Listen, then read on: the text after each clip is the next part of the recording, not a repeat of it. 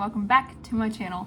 And I just want to say really quick, Happy New Year! It is the first week of January 2023, and like I stated in my George Michael video, this is my first video of 2023, and it is on Chris Farley. So real quick, I do want to give a warning. We do talk about drugs, we talk about alcohol, we talk about eating disorders, and we do talk about a parent suicide and somewhat mental illness about what it's like to live in Hollywood. So I made myself a cup of tea, and yeah, so we're gonna do some tea and true crime today.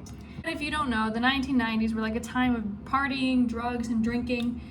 I've mentioned on this channel before, there's one club in particular that a lot of celebrities went to, and that was the Viper Room of celebrities died in the 90s. Kurt Cobain is one that everyone knows. He died of a shotgun wound after drugs in his system. River Phoenix, whom I touched on in my Viper Room video, he died of a overdose outside of the quite literally right outside the doors of the Viper Room. And David Weimer, whom I have no idea who that is. But like I said earlier, today's video is all about Chris Farley. We are talking about the life and the sad and tragic death of comedian Chris Farley. So Chris Farley died in December of 1997, and his death was caused by a speedball, which was a mix of cocaine and morphine. So Christopher Crosby Farley was actually born on February 15th, 1964 in Madison, Wisconsin. So he grew up a chubby kid, which is the same as an adult. Chris was a bit on the bigger side than most people.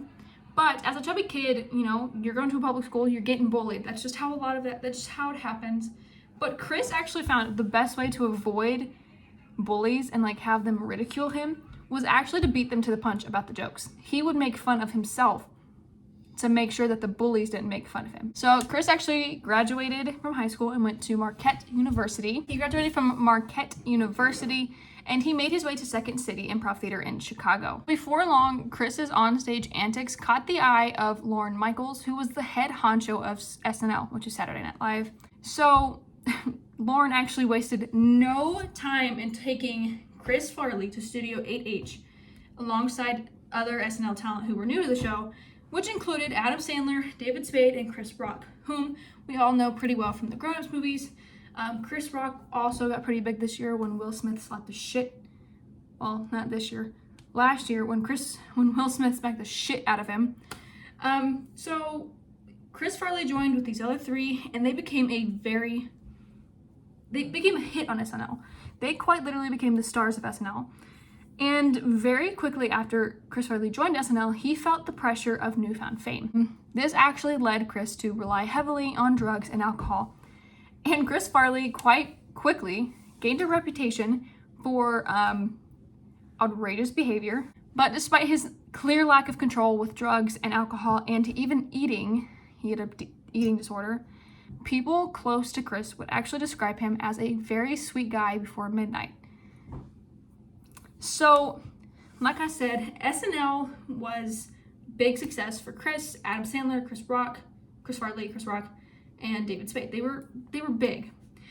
But what really cemented Chris Farley as a comedian, and a really good one at that, was his dance with Patrick Swayze. If you don't know what it is, I'll put pictures up.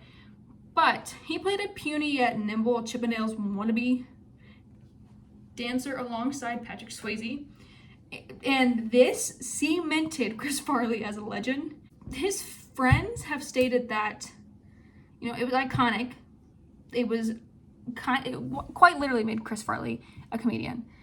And a lot of his friends wonder if that sketch had more harm than it did good on Chris.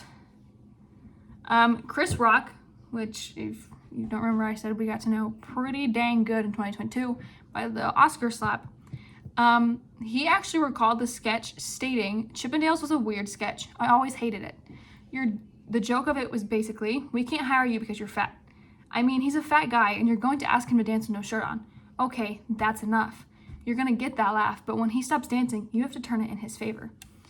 Which I 100% agree with. I don't think it was fair that SNL made fun of Chris Farley's weight. I understand that Chris did it, that's different, it's him. But for a national TV show to do it, especially one that is watched by millions of people every Saturday, just for views, kind of like, it's disgusting. Chris Rock continued, there's no turn here. There's no comic twist to it. It's just fucking mean. More mentally together, Chris Farley wouldn't have done it. But Chris wanted so much to be liked. That was a weird moment in Chris's life. As funny as that sketch was, and as many accolades as he got for it, it's one of the things that killed him. It really is. Something happened right then. So Chris Farley was actually on SNL for 4 seasons before he decided to leave the show and pursue a Hollywood career. Chris actually gained a lot of fame with movies like Tommy Boy. He has an array of movies. Tommy Boy is probably his most notable one.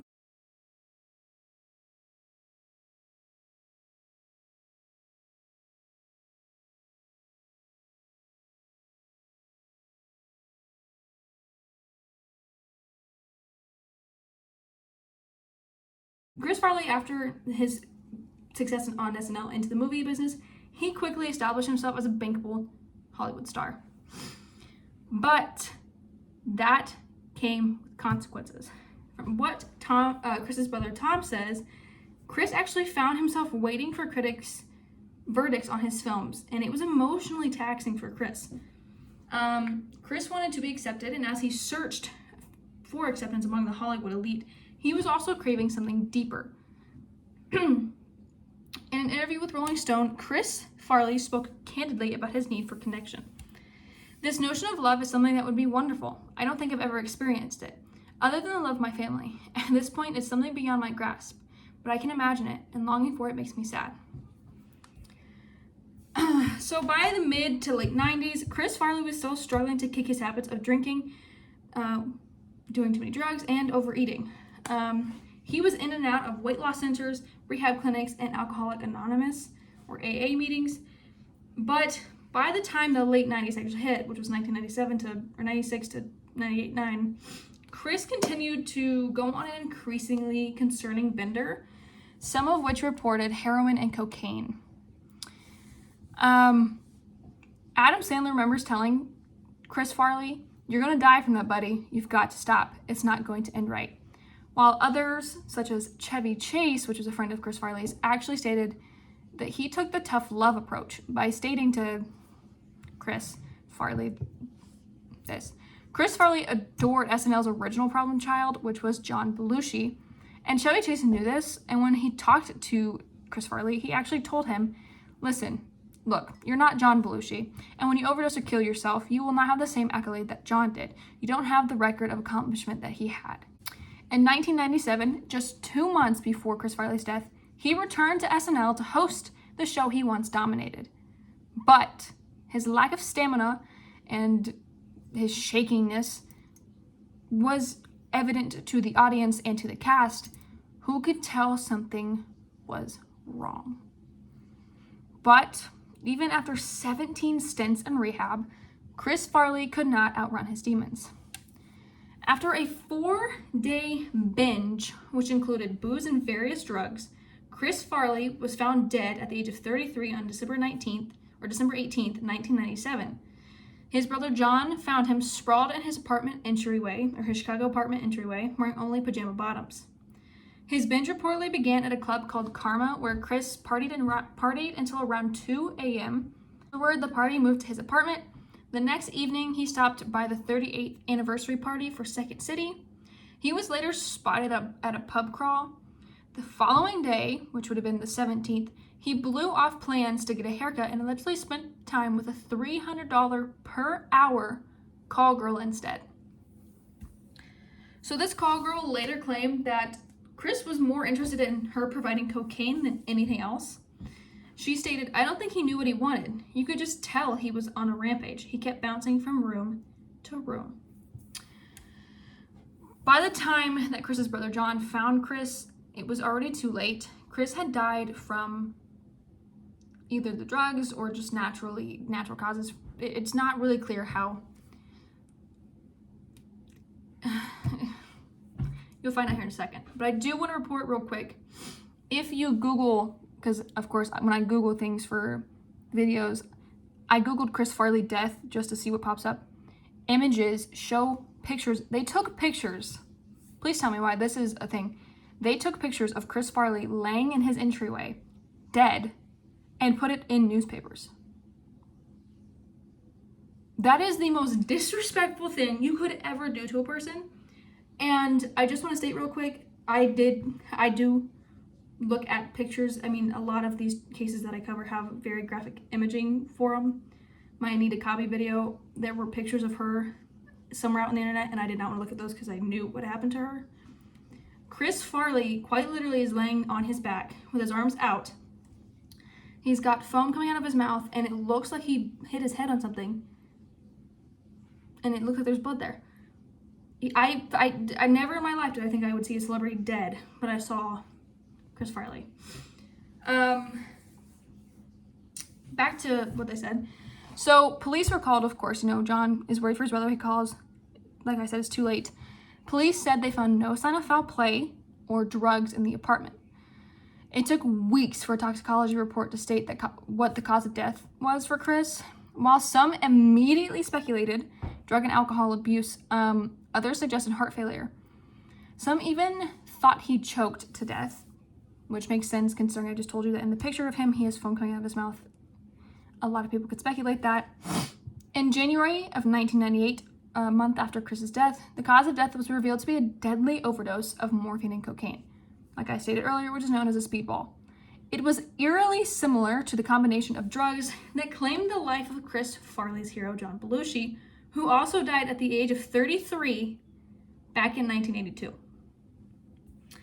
But unlike John Belushi, Chris had other significant contributing factors. One was the narrowing of arteries that supply the heart muscle. Blood tests also revealed an antidepressant and antihistamine in his system, but neither of those contributed to his death. Traces of marijuana were found in his system. However, he did not have a single drop of alcohol in his system. It has been more than 20 years after Chris Farley's death, and his friend David Spade opened up about the loss of Chris in 2017, and he wrote on Instagram, "Heard just now it was Farley's birthday today. Still has an effect on me and lots of people around the world. It's funny that I run into people now that don't know who he is.